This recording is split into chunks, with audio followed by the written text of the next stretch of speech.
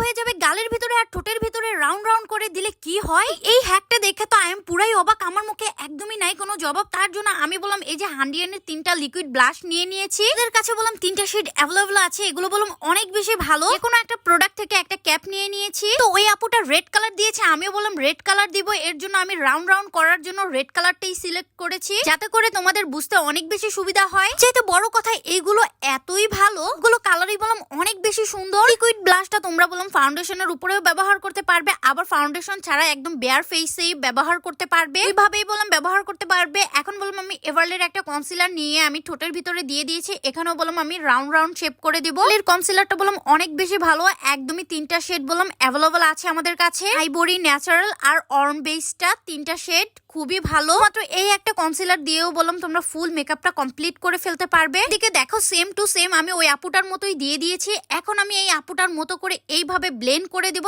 তারপরেই তোমরা ম্যাজিকটা দেখতে পারবে। তার জন্য বললাম আমিও একটা ব্রাশ নিয়ে নিয়েছি, আর এখন ওই আপুটার মতো করে দেখো কি সুন্দর স্মুথ ইজি ব্লেন্ড হয়ে যাচ্ছে দেওয়ার সাথে সাথে। আমার কাছে তো এই লিকুইড ব্লাশন গুলো অনেক বেশি ভালো লাগে, যাদের ব্লাশন একদমই থাকে না, লং লাস্টিং হয় না, তারা বললাম এটা নিয়ে নিতে পারো। আর দেখো লিপস্টিক দেওয়ার পরে কত সুন্দর একটা কালার হয়ে গিয়েছে। দিয়ে বললাম তোমরা সেমি ম্যাট একটা লিপস্টিকও দিয়ে দিতে পারবে। মাত্র যে এই কালারটা দিয়ে পারবে তা না, সবগুলো কালার দিয়েই তোমরা পারবে। এখন আমি একটু বিউটি ব্লেন্ডার দিয়ে একটু ব্লেন্ড করে ফেলবো। বিউটি ব্লেন্ডার দিয়ে ব্লেন্ড করার পরে বললাম একটু হালকা হয়ে যাবে আগে থেকে। একটু আগে বললাম একটু বেশি বেশি লেগেছে, বাট এখন দেখো একদমই ন্যাচারাল টোনে চলে এসেছে, কত সুন্দর লাগছে। তাড়াতাড়ি অর্ডার করে ফেলো লিমা ক্রিয়েশন ফেসবুক পেজে অরিজিনাল অথেন্টিক গুলো।